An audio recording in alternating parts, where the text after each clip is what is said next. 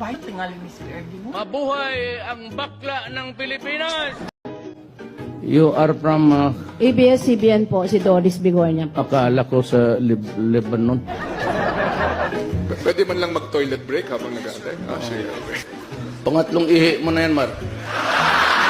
Bakit naman nila ayaw tayo magsama sa isang kwarto? Nagtataka din ako. Ikaw ata nagsabi, huwag mong ipapasukin si Duterte dyan. Nauna ka sa akin dito. Yung convoy mo, sinusundan ko. Ako maski na sino makasama ko sa kwarto, basta matino. Ako na yun. We need to acknowledge the presence of Governor Davide, Congressman Luigi Quisumbing, Congressman Advincula, Mayor Tommy Osmeña, Attorney Mike Toledo, Mr. Lourdes De Vera, Secretary Ace Durano. Wala akong nakilala dito.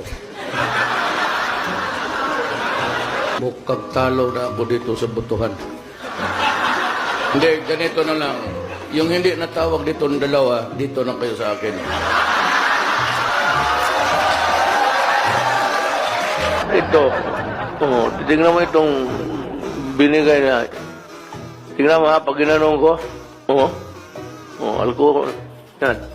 Kaya ako, kanina pa ako, sige, naglalaro ako, nag-enjoy ako na parang Sprite eh. Alcohol. Ito si Bong.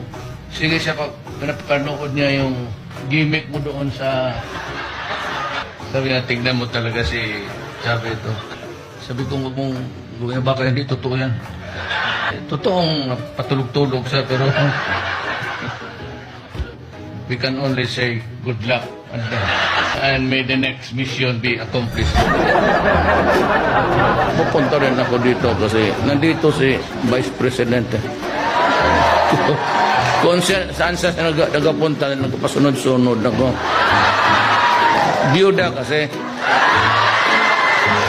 Annolled ba ako sa... annolled ako sa asawa. Ma'am, balita ko may boyfriend ba? Do not be offended, pero yung sabi nila, hindi yung totoo. Awa na po ako sa inyo, mahal na Pangulo. Tigilan niyo na po ako. Ano pong gusto niyo sa akin? May gusto po ba kayo sa akin? Sir, Senator De Limas was asking if may gusto daw po ba kayo sa kanya. She was asking, sir, kung may gusto daw po ba kayo sa kanya. Masyado na nila akong ginigipit, inaapi. Tapos ganyan pang gagawin nila. Lahat na lang sinisisi sa akin. And they call themselves men.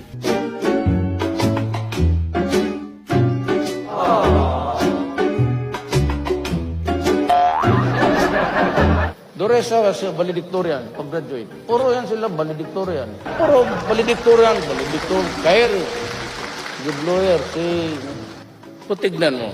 Tignan mo ang buhay. Tignan mo ang buhay. Trabahante ko lahat. Don't mind.